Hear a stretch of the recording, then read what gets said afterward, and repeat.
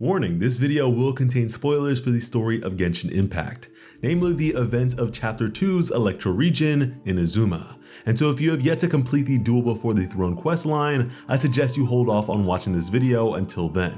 But with that out of the way, let us begin. The fair lady La Signora number 8 of the 11 Fatui Harbingers is no more. Having been defeated by the Traveler in a duel before the throne, she was executed by way of the Raiden Shogun's ever-famed Musuno Hitotachi sword art. Now, although this appears to be the end of the character, I believe there is still a degree of intrigue to be found in exploring the life she had lived up until then. Hello kings, queens, and majesties, welcome to Whalestat. I am Sliceable Otaku, and with this video we will be exploring the life and death of La Signora. We'll be exploring all available information, breaking things down, and attempting to make certain inferences for the sake of furthering our own understanding. The origins of Signora are very interesting and actually a bit out of the way, as they are majorly documented by way of several artifacts and weapons in the game. As it turns out, Signora was not a Snezhnayan native, but rather a citizen of Mondstadt, and at this time, her name was Rosalyne-Kruzchka Lohifalter, a pyrovision wielder who lived nearly 500 years ago, which is to say that Signora was very much present during the advent of Khaenri'ah's collapse, otherwise known as the Cataclysm. Now, to properly understand Rosalyn's descent, we must first have an understanding of her lover, Rostam. Rostam, otherwise known as Wolfpup, was a rather accomplished member of the Knights of Favonius. As a boy, he shared a dream of heroism alongside his childhood friend, the Lion of Light and former Grand Master of the Knights of Favonius, Arundolin. As children, they would play pretend together in the nearby forest of Wolvendom, giving chase to wild boars and fighting grandiose monstrosities that resided only in their shared imagination. Arundolin was born to a long line of knights, whereas Rostam was born to a peasant family. When they would face one another with sticks and toy swords, Arundolin would win. Rostam at the time was a bit of a crybaby, but Arundolin was always there to comfort him and provide a warm smile. And both of which shared an admiration for the Dandelion Knight, the legendary hero and liberator of Mondstadt, the very first Grandmaster, Vanessa, whose feats of bravery were still cherished even half a millennia later. On one adventure in particular, the two followed a Seelie, which led them to a treasure which had been buried for 1,000 years, and within it was but a single yellow flower. Now, when the two got older, they joined the very Knights of Favonius they had so admired. Arundolin at the time actually wielded a greatsword modeled off of one possessed by a knight named Ravenwood, who was present for Vanessa's rebellion, a replica we now know as the Ferris Shadow Claymore. These two were incredibly formidable, especially Arundolin, as despite lacking a vision, he came to be known as the Lion of Light and Grand Master by way of his own natural gifts and sheer intensity of his training. It is said that his strength was his pride, and he himself was the pride of the country. At the age of 27, Rostam earned the title of Wolfpup, and for the sake of allowing his dear friend to remain the light that people needed, he in turn handled the more unsettling sides of things in the darkness. In fact, he even inherited the secret society once founded by Cruzlead, a former member of the Wanderer's Troop and wielder of the Bell. Now, this name of his was an alias, however, it would seem that he was of a similar sort to that of Eula, as he too was born to the Lawrence clan and defected from them at the height of their power and infamy, no less. Now, Rostam was a very serious kind of guy, with an always furrowed brow. He did not drink, he did not smile, he was very blunt and avoided fun at all costs. As to him, such things were not worth the expenditure of precious time.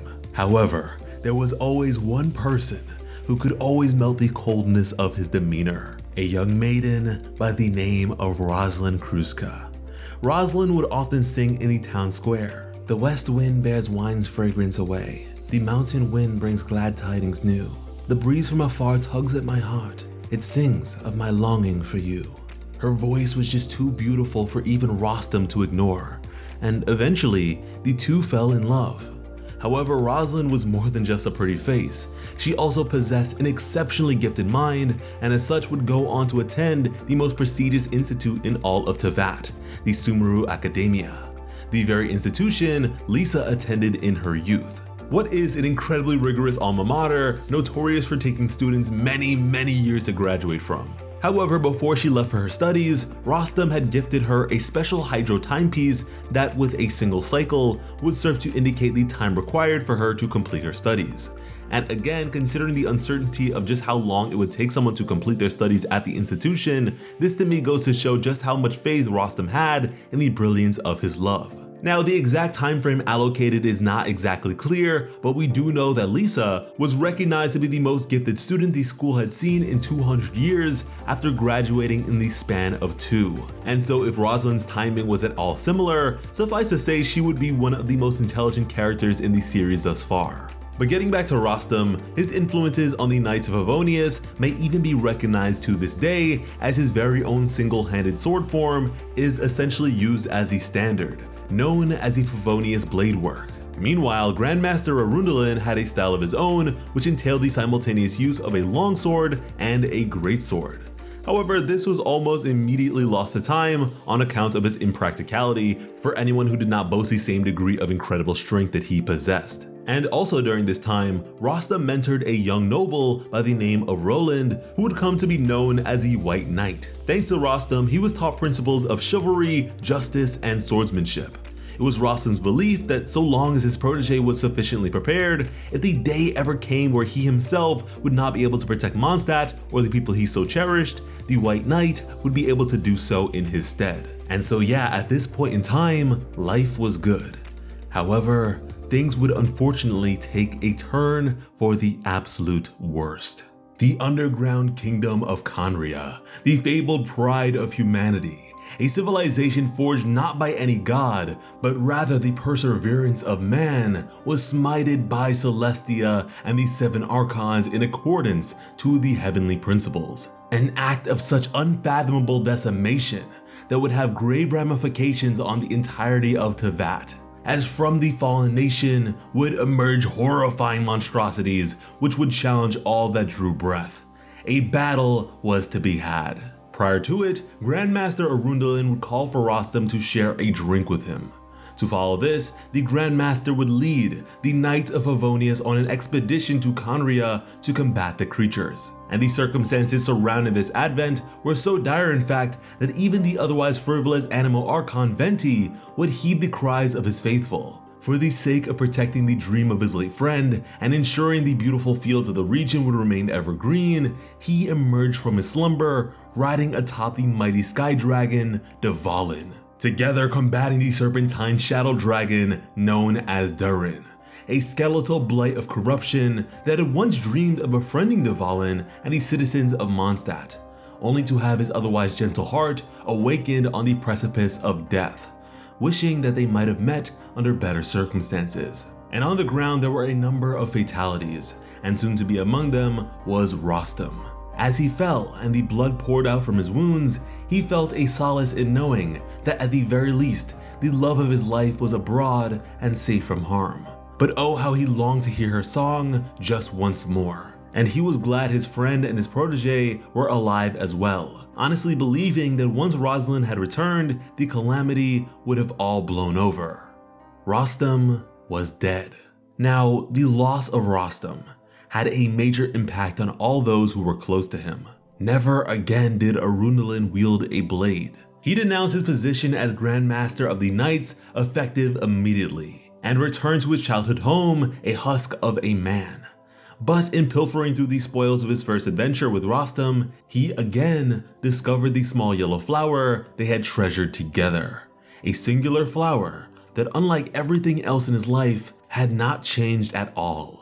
From there, the White Knight, in his own grief, sought the endless slaughter of evil in the pursuit of justice and sanctity, the very tenets of his late master's teachings. He vowed to cleanse the world of monsters, poverty, and evil. But along this path of seemingly endless carnage, his black sword thirsted for blood, and he was the White Knight no longer. As the blood-stained knight, he would not be seen as anything more than a source of fear, By his lonesome, he ventured into what remained of Khaenri'ah, but found none to save. Yet in the depths of the abyss, at the very bottom of the world, he uncovered the truth about the monsters he had fought, the monsters that had taken the life of the wolf pup Rostam. He could not tolerate the injustices perpetuated by Celestia and the gods, and so to the abyss, he pledged his loyalties. As for Rosalyne, after having returned from her studies, she learned of her lover's demise and was utterly broken. She mourned this loss for quite some time, and her once ever lovely song developed a bitter melancholy to it. The dandelions carry in the summer wind. Autumn brings the fragrance of grain, but no wind in any season on earth shall have you gaze upon me again. Eventually, she would sing no more, and her eyes would be dry. What she sought now, and forevermore, was vengeance. As such, she planned to use all that remained of her life to exact the extermination of all monsters and cleanse the world of its crookedness. Abandoning her mortal form, Rosalyne would make use of an ancient technique long since lost to history.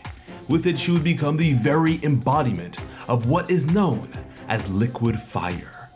With this, the love and longing within her heart, the beauty and fragility of her soul, were burned away. Rosalyne was no more.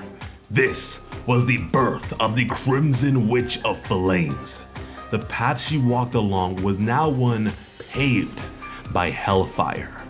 At the time, despite her deference, with her flames only bringing harm to monstrous entities, the people still feared her. They sought to drive her away, as she became a symbol of great infamy as denoted by a score of scholars. But she did not care. She had no more tears to cry and no more blood to be shed. Yet eventually, the Crimson Witch would be approached by the jester Piero, first of the Fatui Harbingers. Her very existence fascinated him, and he sought to recruit her, offering for the flames that devoured her form to be extinguished by the Tsaritsa. It was at this time that he would provide her with a cryo delusion. And at this point, the Crimson Witch was little more than a hellbent zombie. Yet with the power of this delusion to momentarily cease her flames, she would find herself at a crossroads between the corruption of the past and what was a stainless future. And as such, she would agree to this proposition. She believed that they shared a unified goal: to cleanse all sources of distortion in the world, that of short-sighted, ignorant gods and the darkness perpetuated by the abyss. She agreed to become an instrument of such a grandiose purpose, as no matter her form, the ashes of the dead had long since stained every inch of her being in ways that could never be cleansed. The Crimson Witch of Flames was no more. This was now the fair lady La Signora, number 8 of the 11 Fatui Harbingers. Now, when it comes to the playable story of Genshin Impact, our very first interaction with Signora was in her native country of Mondstadt, wherein she would claim the genosis of the animal archon, Barbados, now known as Venti. Now, during this, Signora's contempt for the deity was all too clear, and in recognizing all that she had gone through previously, it's not hard to understand why. She referred to him as a rodent all throughout, and apparently longed to confront him in person, furthermore calling him an absentee and belittling his status as a god. And again, Signora's desires extend to the riddance of worthless gods as well. After all, the Archons were partially to blame for the advent of the calamity.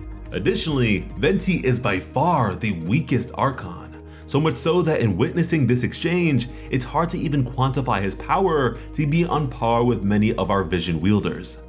Venti is the literal embodiment of everything Signora hated about the gods. Yet even still, in the presence of the Geo and Electro Archons, she was for the most part rather well-mannered and respectful. Which is to say that she not only recognizes their strength, but also seeks the fulfillment of her duties beyond her own sentiments, just as an instrument would. And from what we know about Her Majesty the Tsaritsa, as a god to have taken the position of Archon after the calamity, Signora's convictions and shift of character in the wake of the cataclysm seem to be incredibly similar to her own, which would explain Signora's faith and loyalty to her, and why Venti's sly remark about her was a breaking point for Signora. Now, when the Traveler began to push Signora in the midst of their battle, she opted to pull out all the stops and underwent a transformation, yet again drawing upon the power of her pyrovision. a relic of her former self and the power bestowed upon her in accordance with the heavenly principles she so despises.